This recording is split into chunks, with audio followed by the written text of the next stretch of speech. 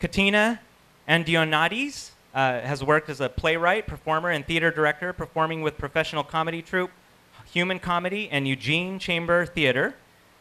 She's also co-founded the nonprofit Impact Arts and Arts Immersion Alternative High School and Performing Arts Program.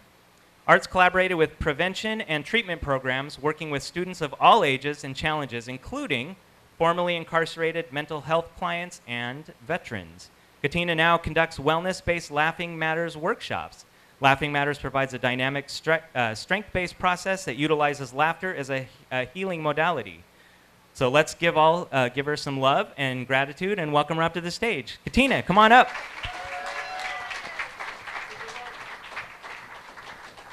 I'll get this down. I will, I promise. Thank you so much. Yeah. So Chris, I don't think you know how much your poem is so right on to everything I want to talk about today. So I feel like Chris did it. I'm done. Thank you very much. No, but it was all there. No, you really captured it. Thank you so much for having me here today. I love talking about laughter. I love talking about comedy. I love having the opportunity to be a total nerd about laughter. So I'm just getting you ready for this because we're going to be nerds for the next 20 minutes and really go into laughter. So the name of the talk is Why We Laugh. Why do we laugh? It is innate. Babies laugh. So why do we laugh? So what we're going to look at today, we're going to go into the ancient Greek studies of laughter because of all the people, they really got into it more than anybody. So we're going to look at the ancient Greeks, and then we're going to look at, I'm going to talk a little bit about my work as a comedian and as a wellness practitioner, and just talk about how what the Greeks saw way back then, I get to see today. So why do we laugh? Why do we laugh? Well, the whole conversation and the whole study of laughter began as a result of another conversation. Because what the Greeks are really known for is that they not only live life, but they believe passionately, philosophically, that you live life really well. So what I'm talking about is you drink, you eat, you dance, you laugh, you get together with family and friends. You live life well. That was their belief, that was their passion, that's what they taught. So they said, okay, we know that's what makes life worth living. What drives that? What makes that? What creates that in our life? What makes me want to make wine? Or what makes me have a party?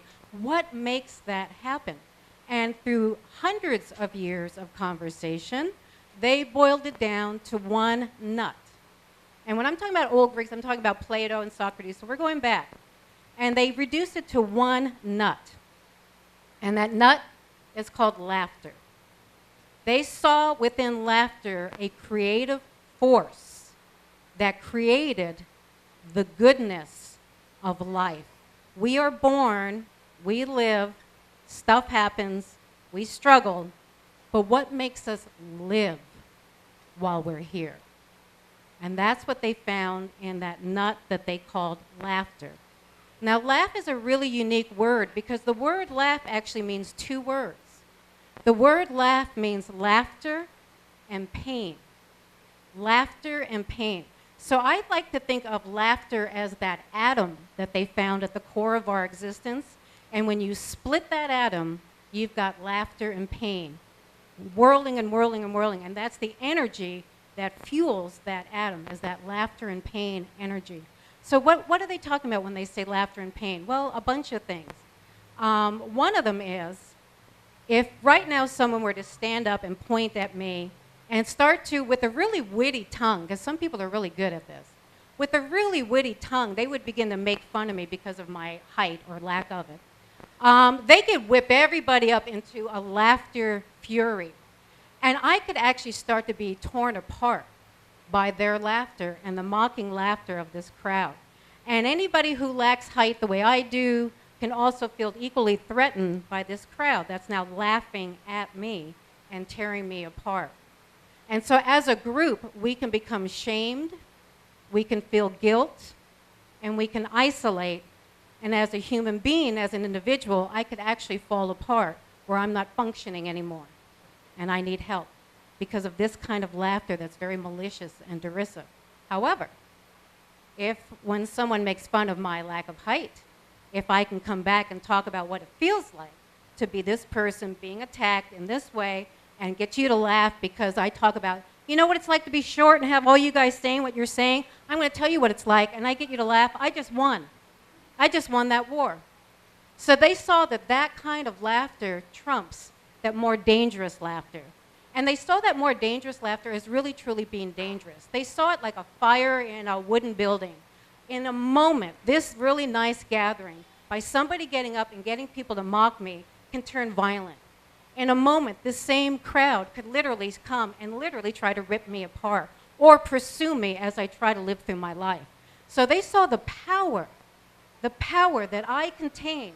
If I could get up and tell a joke and talk about my pain and tell you what it's like to be me and get you to laugh, I just won. And not only did I just win, but anybody who looks like me, anybody who, agrees with me, who empathizes with me, we all just won. So they saw that as a very powerful force that lived within us, that not only allowed us to survive a difficult life, but allowed me to thrive within this difficult life. But more than that, that's only one aspect of it. They also saw that laughter actually creates all the goodness that makes life worth living. But yes. But that's all contained in that nut of laughter and pain. This is Kevin Hart. He's an amazing comedian. And his video is called Laugh at My Pain. You can't get at it any more directly than that. He's talking directly about, what does he make jokes about? Well, he talks about his life and all the pain that's in his life, and he fills up Madison Square Garden doing it, and we all laugh.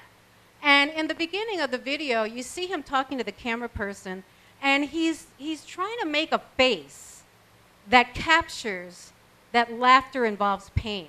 And you see him trying all these faces on. It's very important to him that he tells you that, because it is a very important part of this whole piece.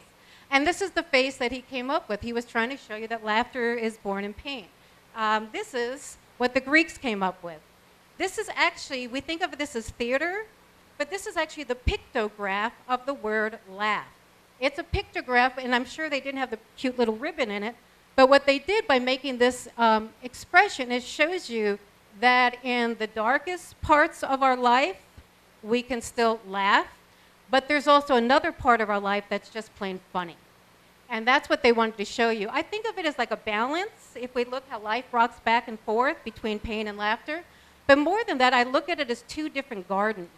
I look at this, the sorrow mask, as the garden where suffering is, and where my power is by making fun of my suffering and building community around my suffering to help me thrive even though I'm suffering.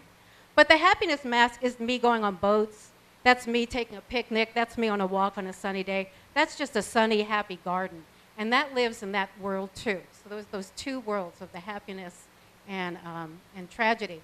So now that we know that happiness helps us not only to survive, but to thrive, how does it do that? Well, here we go. So the next slide. So many ancients believed that it was laughter that made us human. This is what distinguished us from other animals, is that we laughed.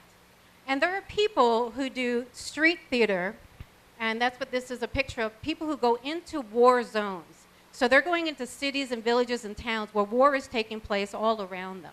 And they go in there to do theater. And the reason why they feel called and inspired to go into the worst places in the world is because they feel that their calling is to rehumanize people. They say that the work that they're doing is rehumanizing people. So a very common example of what would happen when a street theater troupe shows up is they would show up in a town dressed, they have stilts, bright costumes, music. They'd bang their way through town, and people would literally hear them coming, stop what they're doing, children stop, people come out of their shops, and they build their audience as they walk through the town. And they'd lead everyone to a plaza or a square where now everybody can sit down. And now you have this spontaneous cross-section of a city that's now sitting in front of you. And while they're there, they're going to tell jokes, sing songs, pull people out of the audience, get you to rage and scream, and talk all about the war that's going on around you. They're going to let you be in that experience and find a safe way to survive and thrive in the middle of an experience that most of us can't imagine. So how does it do that? Well, when our bodies are in trouble, we have a natural survival tactic called dissociation. And it works for us in little blips. So an example is if I'm riding passenger in a car and we're going along and somebody runs a stop sign and they're about to plow into my side of the car, I might close my eyes, I might black out, I might start praying to everything in the universe, I might start promising to be good. I'm leaving my body because my body is now in danger. My body is sitting in a place where a car is coming right at me and I don't want to be here anymore. So I go, whoa, I don't want to be here anymore. But my friend, being a magnificent driver, she managed to scoop all around and we go on like nothing happened. Boom, I can be back in my body again. It's safe to be back in my body again. And the first thing I might do is make fun of that driver and say something, oh, that person. And then we might even make a joke about that driver. Oh, ha, ha, you know, my mother used to do that or something. And now we just laughed, and now we just got it out. And now guess what? Now we're going to go back to talking about groceries and music. Why? Because that's where we'd rather live. I'd rather live in a world where I'm buying groceries and listening to music than in a world where a car's plowing at me, right? So I get to live in my body again because it's safe again. Well, when you're in a war zone, it's not safe. Your body's not safe. So you dissociate a lot. If you're in trauma for a prolonged amount of time, you're going to dissociate a lot. You're going to leave your body a lot. And you might leave it so much that you stop taking care of this body and you stop taking care of this world, and now you need help.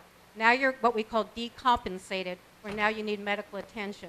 What this does, by getting us to laugh and sing and dance and get it out of our system, is it's still safe to live here. And I can remember I have a garden. I can remember I have children. I can remember that there's traditions and holidays I can still celebrate. And I remember not only how to survive and thrive in the middle of my danger, I'm actually going to have a good time. I'm actually going to go on that happy side of the mask where I'm just dancing. And I'm not even thinking about the war. And that's what this does. And what I've seen in my work, I work with people who have been incarcerated or people who have been locked away in mental health facilities for a while. And when you're coming back into this world, well, when you're in those environments, you lose a lot of your dignity and you lose a lot of your identity. And so what I see happen when people first start coming into a laughter group, we'll be standing in a circle, and it's not anything that I can manipulate or make happen. It's a natural response to laughter. But we'll be standing in a group, and all of a sudden somebody will do what I call pop. All of a sudden I just see this popping right in the middle of their chest. There's just this really obvious movement. And in my mind, that's when this person re-entered their body. Because what happens is right after we pop, we begin to talk about all our favorite things. All of a sudden, they start saying, oh, I remember this song. Or, oh, I've got this really cool apartment right now. Suddenly, whatever is good about their life is just flowing out of their mouths, and it makes all the rest of us say, oh, yeah, I love that song, and here's another song. And next thing you know, we're all singing and dancing, and we're working off this person coming back into their body. Why do they come back? Because this is where they like to live. They like to live in a body that has this favorite song. They like to live in a body that eats this food. They don't like to live in a body that went through what they went through, but they do like living in this body that has life and thrives. And so that's what happiness and laughter does. It puts us back into that part so now we can live in our body, and now we can work with the negative things that were happening with us.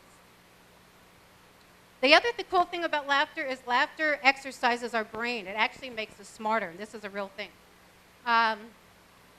Laughter is the only thing that exercises all our internal organs. But one of the things we forget is our brain is a muscle, and we totally forget that. Our brain is a muscle. Laughter is the only thing that exercises the muscle of our brain. So back in 500 BC, there was a prophet Zoroaster, an Iranian prophet, and it said he was born laughing, and that's how they knew he was a god. And then they said that whenever he did laugh, his brain throbbed so much that you could put your hand on his head and your hand would bounce off. And I really like they said his brain throbbed when he was laughing, not when he was studying, not when he was solving world issues. When he was laughing, his brain was throbbing. It's a very unique kind of exercise that laughter puts our brain through. So when I'm working with people, again, some people have brain injury, maybe they're fetal alcohol syndrome or something like that. We'll be on stage and we'll be doing improv. And a person will be moving along, and all of a sudden they'll say, I can't do this. They'll say, this is a part of my brain that's not letting me do this. But those of us who have been here for a while, we always say, go for it, just do it. And what we notice is the person will stop and they'll go, oh. And you see them working their brain. And one woman, she scrunched her face up so much and it turned a bright red. I thought she was going to cry. I almost said, you know what, never mind. But she did it. She came out with an answer. And when she did, everybody's like, yay. And each time she comes back, and what we're noticing is she doesn't do this anymore. She doesn't even say, I can't do it anymore. Now she gets up and does it. Why? Because she exercised that muscle of her brain. It's just like when our legs aren't working from some kind of trauma, and we go to physical therapy and we want to get our legs back.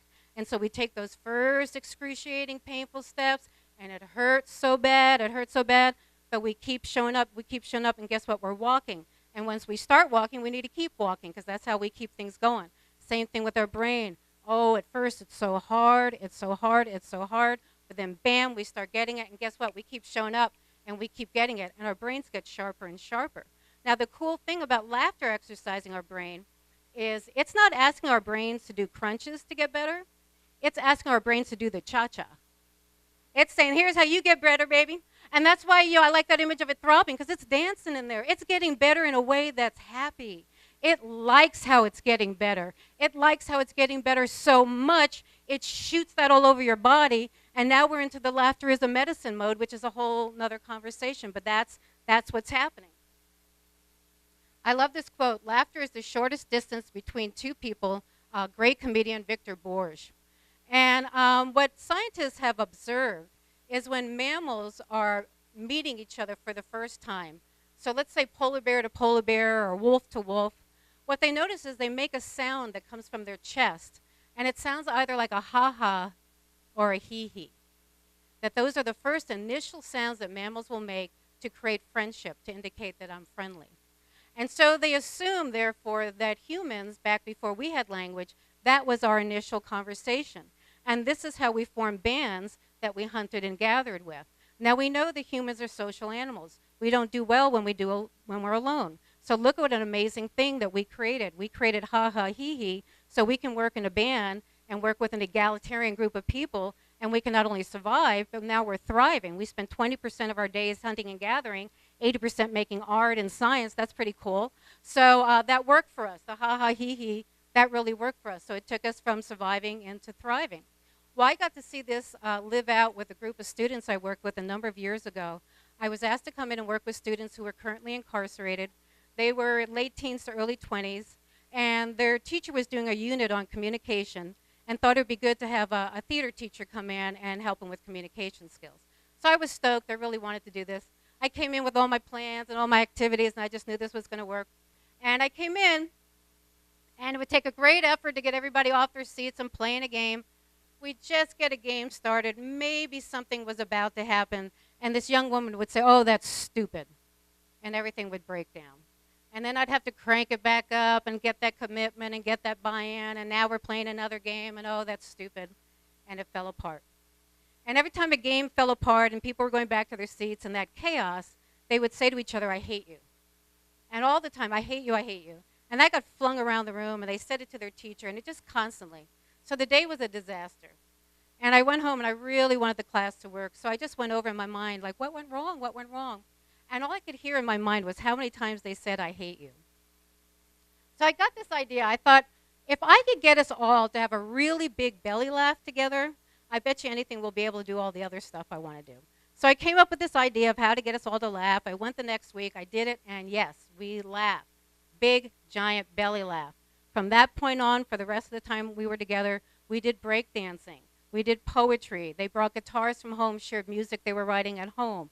It was an extraordinary experience. It was one of my favorite classes I've ever taught. I never heard I hate you again. Never heard that again. And that young woman who was always shutting things down, she shared with us that when she was real little and started to have fun and get silly, her dad would smack her and tell her that's stupid. So she got to play. She got to play, and she was a storyteller. And so what was really cool, what I took home from that experience, is it's really hard to hate someone you've shared a belly laugh with. And laughter is a boomerang. Laughter is an amazing boomerang. It's an extraordinary medicine because the more I give it to you, it comes right back to me. Laughter comes right back to me. Any investment I make in giving laughter comes back at me. And the best example I can think of is when you're standing in line and there's a baby in front of you. So what's the first thing that I do when there's a baby? You know, I look at the baby and it smiles and then I smile. And then because I'm smiling, it starts to go like this. So I start going like this. And next thing you know, it's making noise. And so next thing you know, I'm standing there and I'm making noise. And it's the only time I'm allowed to do that legally, like like anywhere in public, as I get to be a total fool because of this baby. But not only that, but sometimes other people join me. Next thing you know, there's 3 or 4 of us. Why? Because it feels so good. There's no better way to get yourself out of a bad mood than making a baby laugh. And when I was in the comedy troupe, Human Comedy, we were hired to do a bus drivers convention.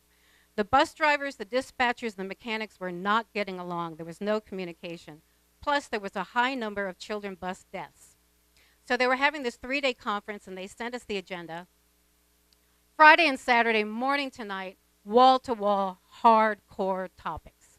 Hardcore. Sunday, they were going to have brunch, an hour with us, the comedians, and then 3 solid hours of wrapping it all up. So we knew this was a tough conference. This was hard. Nerves were going to be raw. So we knew that the best thing we could do for them was to make fun of just about everything on their agenda except for the children dying. We did make fun of drug testing. Oh my God, we had so much fun making fun of drug testing. We made fun of what it is to be a bus driver. What's the life, of a bus driver? We had a lot of fun making fun of that. So they laughed. Their nerves were so raw, the emotions were so raw, that it was that roar. We felt that roar. And every time we told a joke and they roared, we on stage are like roaring back. That just made us funnier the next time. And then they roared, well, you think that's funny, roar. And then and the more they roared, the more we roared back. It was very cathartic. It was very cathartic. You could feel that comedic relief. You could feel how it was touching all those raw nerves. Now these people that weren't getting along were having a belly laugh together. And it was really that energy. When we walked off stage, we were roaring. We were roaring. You get a high off of that. That's incredible what it does. Talk about taking you from surviving to thriving. We all left that room just energized. There's that Adam with that pain and laughter going, woo! That was us. Woo! Yes. Laughter is attractive. Laughter is very attractive. Michael Pollan wrote a book, and there's also an awesome video called The Botany of Desire. And what he says in that is plants make themselves attractive not only to attract bees to them, but to attract humans. The plants are actually dressing up for us humans to come, because what do humans do when we come? We put mulch down, and we trim things away, and we make them thrive.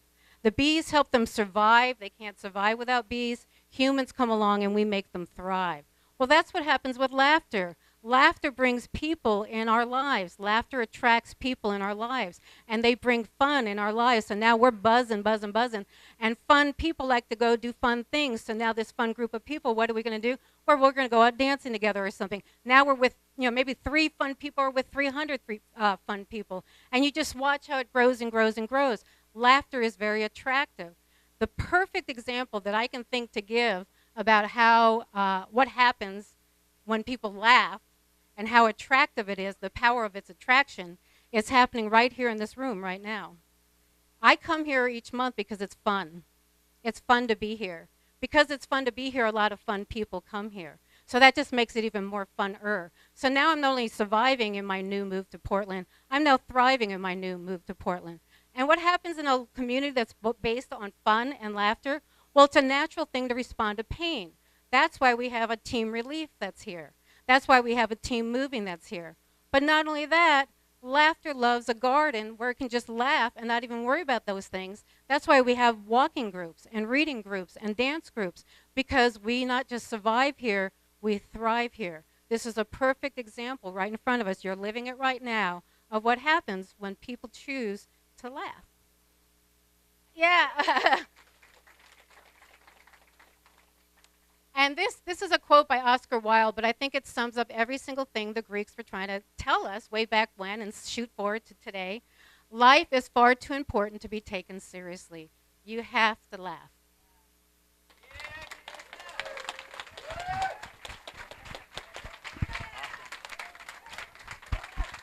Katina! Awesome, awesome. Thank you very much.